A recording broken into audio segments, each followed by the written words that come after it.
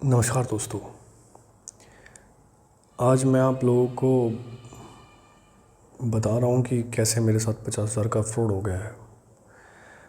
मैं ये सब इसलिए बता रहा हूँ आपको क्योंकि आए दिन किसी ना किसी के साथ फ्रॉड होते रहते हैं। लोग बहुत परेशान हो चुके हैं। लोग बहुत मेहनत से पैसा कमाते हैं और कुछ ही पलों में सारा पैसा फ्रॉड करने वाले स्कैमर्स उड़ा ले जाते हैं। अभी हाल ही में कुछ ही दिन पहले की बात है, मेरे साथ भी 50,000 का फ्रॉड हो गया है। हुआ ये ऐसे कि मैं यूपीआई यूज़ करता था, भीम यूपीआई। उसमें मैंने अभी फिर जो नंबर मैं यूज़ कर रहा था वो मैंने चेंज कर दिया। बैंक में एटीएम के माध्यम से किया था, वो हो भी गया चेंज। उसके बाद मैंने यूपीआई नए नंबर से चलाया तो वो चला नहीं, वो इनवैलिड बताता रहा। हालांकि इस दौरान मेरा पुराने वाला यूपीआई चल रहा था, तो लेकिन उससे पेमेंट हो नहीं पा रही थी, सॉरी रिसीव नहीं हो पा रही थी। क्योंकि मैं पेमेंट अगर कहीं जैसे कोई फ़ीस जमा करनी थी तो मुझे बड़ी दिक्कत आ रही थी, तो मैं उस चीज़ से बहुत परेशान हो गया। जैसे कोई फॉर्म भरना था तो फ़ीस जमा करनी होती है, या किसी से यूपीआई डलवाना होता है तो मतलब उसका लिंक नहीं आ रहा था, या फिर इनवैलिड बता रहा था। तो इस मामले में मैं काफ़ी बैंक में ऑनलाइन कंप्लेन की, बैंक भी गया और लेकिन वहाँ से कोई रिस्पॉन्स नहीं मिला।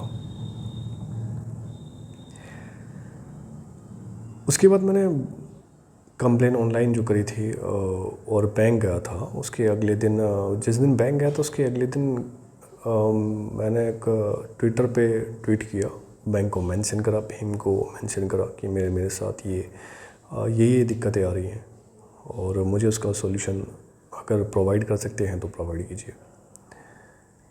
इससे पहले कि बैंक का या भीम ऐप का रिस्पॉन्स आ पाता, फ्रॉड करने वाले व्यक्ति का एक ट्विटर पे मेरे वाली पोस्ट पे रीपोस्ट होता है और उस पर लिखा जाता है, वही उनकी लैंग्वेज, जो बैंक वाली लैंग्वेज होती है वो वही उनकी लैंग्वेज थी कि ये नंबर है और 24 घंटे सेवा उपलब्ध है, आप जब भी चाहे कॉल कर लेना है। और जो कि मतलब आपकी किसी प्रॉब्लम के लिए ये नंबर, इस नंबर पे आप कॉल कर सकते हैं।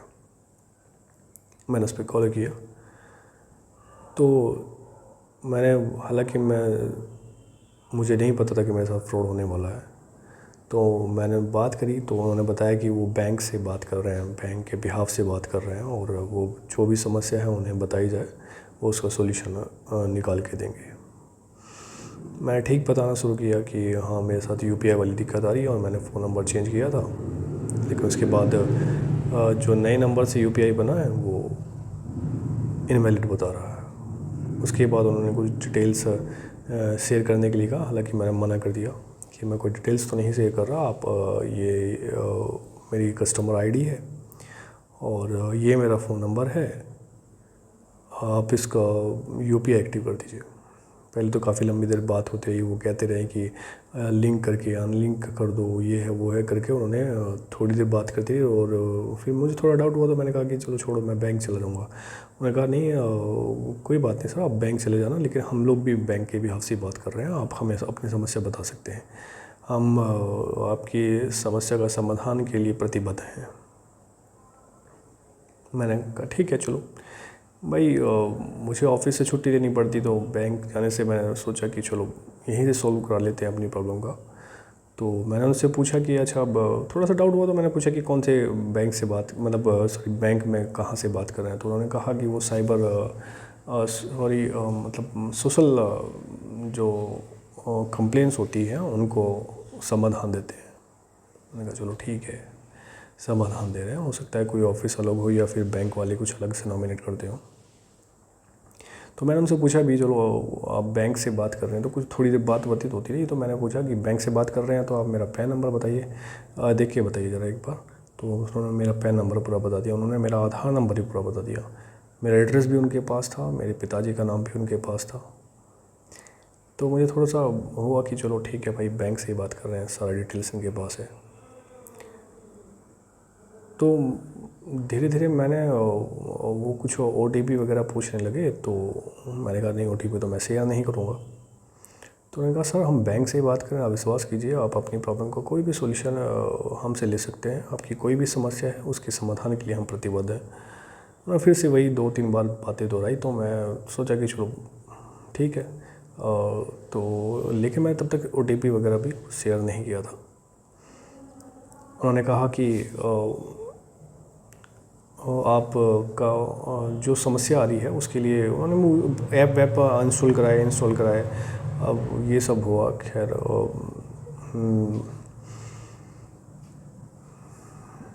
ये सब होने के बाद मैंने ही उनसे पूछ लिया कि अच्छा ठीक है, अब आप मुझे एक बार मेरा आधार कंफर्म कर दीजिए, आपके पास दिखा रहा हुआ। तो उन्होंने कहा, उनके पास मेरा आधार डिटेल्स भी थी, उन्होंने वो कंफर्म कर दिया। यहाँ तक कि उन्होंने कहा कि सर अगर और भी कुछ पूछना है पूछ सकते हैं, हम बैंक से बात कर रहे हैं। उन्होंने अपने आप ही मेरे अकाउंट में कितने रुपए कितने पैसे वो सब बता दिए कि आपकी ये डिटेल्स है सर। मुझे लगा कि हाँ बैंक से ही बात करें, क्योंकि बैंक में कितना बैलेंस है ये सब तो बैंक के परमिशन के बिना नहीं पता चलता। तो फिर उसके बाद क्या हुआ, मेरी जो UPI वाली दिक्कत थी, उन्होंने कहा कि सर बस हो गया आपका, अभी टेम्परेली आपका एक UPI एक्टिव कर रहे हैं, परमानेंट अब भी कर देंगे, बस थोड़ा सा समय देती है। उन्होंने मेरा टेम्परेली UPI एक्टिव कर दिया। मैंने अपने दोस्त से 1 रुपया मंगाया, उस पर आ गया उसी जिस नंबर से इनवैलिड और इनएक्टिव बताया जा रहा था। तो मुझे कंफर्म हो गया कि बैंक से बात कर रहे हैं। उसके बाद उन्होंने कहा कि आपको जो UPI है वो अभी टेम्परेली हुआ है, परमानेंट करने के लिए आपके पास जो OTP आएगा वो आप हमारे साथ शेयर कर देना, आपका परमानेंटली एक्टिव हो जाएगा। उसके बाद आप हमें मतलब एक तरह से रिमार्क देना और रेस्पॉन्स देना, मतलब जो होता है ना फीडबैक देना, वो अच्छे से दे देना, तो सर हमारा भी काम हो जाएगा और आपका भी काम हो जाएगा। तो मुझे तब तक विश्वास हो चुका था, उन्होंने UPI एक्टिव कर दिया था मेरा। तो उन्होंने परमानेंट एक्टिव के नाम पे एक OTP है मेरे पास, ट्रांजेक्शन का तो था वो, उस पर ट्रांजेक्शन वगैरह लिखा था, लेकिन ये नहीं लिखा था कि कितने का ट्रांजेक्शन हो रहा है। तो मैंने कहा कि ये नहीं है तो ट्रांजेक्शन का OTP है। तो उन्होंने कहा सर ये आपकी लिमिट के लिए ट्रांजेक्शन दिखा रहा है और कोई दिक्कत नहीं है। तो मैं भी थोड़ा सा बात हुई। उसके बाद उन्होंने मुझे कहा कि ये और कोई दिक्कत नहीं होगी सर, बस आपका प्रोसेस कंप्लीट हो चुका है, आप OTP बता दीजिए। तो मैंने बस वो OTP गलती कर दी, वो बता दिया। उसके बाद वो थोड़ी देर में पता चला कि लगभग मेरे बैंक से 50,000 निकल चुके हैं। मैं परेशान हो गया। मैं तुरंत बैंक को कॉल किया, जो पेमेंट का ट्रांजेक्शन का हुआ था उस पे नंबर आया था, एक टोल फ्री नंबर जो होता है। तो सबसे पहले मैंने अपने अकाउंट वगैरह सब ब्लॉक करा दिए। उसके 2-3 घंटे बाद फिर मैं साइबर क्राइम में भी कंप्लेन कर दी थी, रजिस्टर करा दी थी। लेकिन मैं थाने भी गया और बैंक भी गया। उन्होंने बताया कि सर चांसेस तो होते हैं वापस मिल जाएंगे, लेकिन ना के बराबर चांसेस होते हैं। बहुत सारे लोगों के साथ फ्रॉड होता है, आपको बस OTP शेयर नहीं करना चाहिए था। आपने जो OTP शेयर कर दिया वो ट्रांजेक्शन वहीं से हुई है, और ट्रांजेक्शन भी वो झारखंड की साइड दिखा रहा था कि वहाँ की लगभग एरिया से हुई है। झारखंड और पटना मतलब बिहार के आसपास का क्षेत्र का उसने दिखाया था। दोनों ही नाम दिखा रहा था वो, देवगढ़ पटना करके कुछ, जो चेक करने पे पता चला। खैर मेरे साथ जो हुआ दोस्तों वो तो हुआ ही है। बस आप लोगों को सतर्क करने के लिए वीडियो बना रहा हूँ, आप लोगों के साथ शेयर कर रहा हूँ। किसी भी तरह का कोई भी कॉल आता है, कोई भी दिक्कत आती है, खासकर फाइनेंशियली या बैंक से रिलेटेड, तो आप उसके समाधान के लिए आप बैंक जाएं।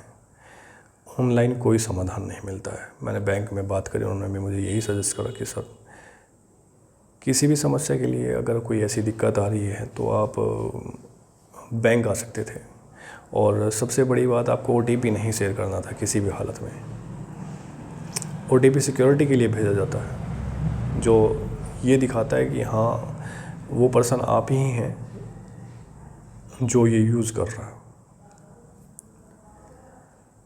तो बस आप लोगों के साथ ये शेयर करना था कि आप सतर्क रहें, सावधान रहें। धन्यवाद।